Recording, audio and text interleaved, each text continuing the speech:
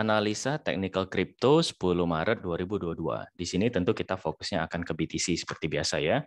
Kalau kita lihat dari data dulu, itu ada open interest itu turun, tapi funding rate-nya naik. Berarti masih ada optimisme ya. Tapi kalau open interest ini turun itu juga nggak bagus. Ditambah LTH SOPR yang naik gitu. LTH SOPR ini long term holder yang TP. Jadi ini tentu cenderung ke arah bearish. Kalau untuk akumulasi whales, kita coba lihat seperti biasa, akumulasi whales itu naik terus. Nah, ini bullish gitu ya. Kalau untuk BTC ke exchange, inflows ya tadi sesuai ya, LTH SUPR juga mirip, berarti ada kenaikan. Nah, sejauh ini memang ada mix sinyal ya, bearish dan bullish gitu kalau untuk data. Coba kita lihat dari sentimen market secara on-chain itu sangat bearish semuanya ya.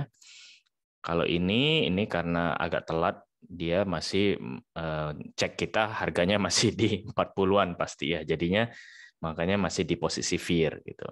Jadi bullish bearish masih abu-abu. Nah, kita lihat lagi ini slightly bearish untuk BTC, safety score juga di tengah-tengah. Jadi memang netral gitu ya, masih lebih ke arah netral. Coba kita lihat sendiri untuk presetnya trading view.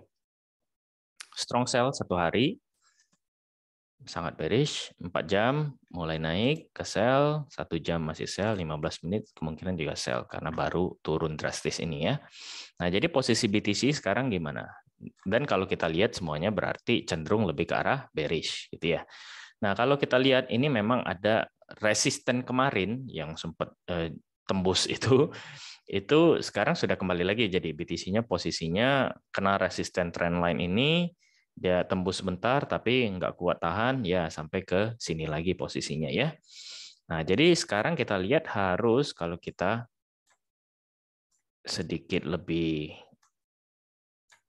detail itu ada triangle kemarin yang pernah saya bikin dan ini memang posisinya pas di daerah support dan juga support trendline ini. Jadi memang masih dalam tanda kutip menahan gitu ya. Mungkin ada pantulan kecil-kecil di sini. Tapi kalau misalnya kita lihat bearish berarti posisinya mungkin mentok sampai ke support sini ya turun lagi. Gitu. Kalau dari time frame harian gitu ya. Jadi mungkin menurut saya kemungkinannya bisa sampai ke arah sinilah. Ini apa? Ini support, ini adalah indikator baru ya yang saya pakai. Mungkin kalau teman-teman yang suka lihat saya, itu saya nggak pernah pakai ini, tapi sekarang saya pakai ini karena menurut saya bagus. Ini untuk volume, kita lihat volumenya. Biasanya volume itu BTC itu mengejar volume yang memang 1 hari sebelumnya. Jadi misalnya posisinya tadi kan di sini ya. Nah, padahal posisi BTC di sini. Nah, cuma volume mengecil, dia akan berusaha kembali lagi ke arah sana. Nggak harus selalu sih ya, tapi bisa jadi seperti itu. Kebanyakan. Gitu ya. Jadi kalau misalnya nanti turun ke sini, mulai deh. Walaupun mungkin ada long squeeze atau apa, mungkin turun ke daerah sini lagi, mulai sideways lagi gitu di daerah sini lagi. Nah, untuk kita lihat besoknya lagi seperti apa, volumenya di mana lagi gitu. Nah, ini biasanya lebih tepat di time frame daily. Dan kalau kita lihat pun ini sebenarnya sudah jebol di Bollinger Tengah ya, jadi memang masih bearish gitu. Nah, jadi ini perlu dilihat 38.700 ini adalah support menurut saya. Karena kalau misalnya jebol ya kembali lagi berarti posisinya ke arah 37.000. Nah, hati-hati aja kalau sampai ke daerah sini, apalagi kalau 37 itu jebol ya. Nah, itu sudah bearish lagi gitu. Tapi ya begitulah BTC, turun naiknya cepat. Kalau kita lihat dari time frame dari EMA ya, kalau dari EMA, ini ada EMA-nya, itu juga memang sudah bearish gitu. Kemarin pun saya kalau di VIP saya bilang selalu bias bearish selalu ada karena dia belum naik ke EMA di sini. Kalau dia tembus di sini closing gitu ya, bukan sekedar nge-wick aja ya itu bagus. Posisinya bisa turun apa namanya lebih ke arah kenaikan. Tapi kemarin tuh nggak sampai jadi ya itu turun lagi gitu ya. Jadi memang kita nggak boleh terlalu euforia dan kalaupun sudah untung ya boleh di TP lah gitu ya. Jangan kita malahan ngelong lagi atau apa atau kita ngehold kan justru lebih rugi ujungnya. Nah, kalau dilihat pun ya Gini loh, sadis ya kripto. Tapi ya begitu.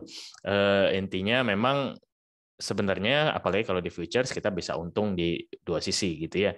Di sini pun saya sempat short kemarin gitu di 42-an short sampai sekarang gitu kan. Nah, ini mungkin sebentar lagi saya akan TP karena sudah dekat dengan support gitu.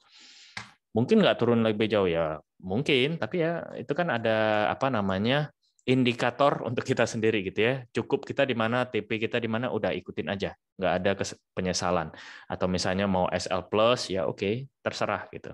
Nah jadi strategi hari ini apa? Strategi hari ini yang lebih beresiko adalah pastinya ngelong dekat support ya. Jadi di dekat-dekat sini kita coba ngelong gitu. Karena kalau sekarang mau nge-short ya udah telat menurut saya karena udah dekat dengan support. Sayang banget. Lebih baik tunggu aja nanti sudah daerah sini atau misalnya memang dia banyak long squeeze gitu kan bisa ke bawah lagi ya udah tunggu sampai sana ya baru kita ngelong.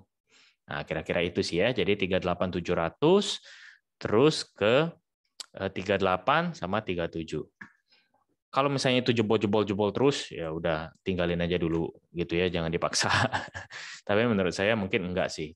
Kecuali memang yang tadi saya bahas mengenai CPI, kalau misalnya memang di luar ekspektasi itu seperti apa gitu ya, nah itu bisa menyebabkan market dump yang cukup parah. Nah, semoga enggak lah ya, secara teknikal begini. Semoga teman-teman aman, jangan dipaksa juga kalau mau ngelong, jangan langsung waktu nyampe ke sini langsung kita ngelong, enggak juga ya, lihat price action-nya seperti apa. Jadi kita lebih kerugiannya itu diminimalisir gitu ya. Jadi SL juga ketat banget, jangan jauh-jauh gitu karena kalau SL jauh juga kemungkinan begitu kena SL ruginya banyak gitu ya. Lebih baik kita rugi sedikit, dia turun jeblok terus ya udahlah apa boleh buat gitu. Oke, semoga jelas ya. Kalau misalnya teman-teman suka dengan format ini, teman-teman bisa tulis di komentar ya. Oke, saya pisah aja technical dan berita misalnya di satu hari gitu. Jadi teman-teman bisa pilih yang mana mau ditonton. Terima kasih tentunya sudah menonton. Semoga bermanfaat ya. Jangan lupa like, subscribe, dan komen serta share gitu supaya teman-teman lain juga bisa mendapatkan manfaatnya. See you.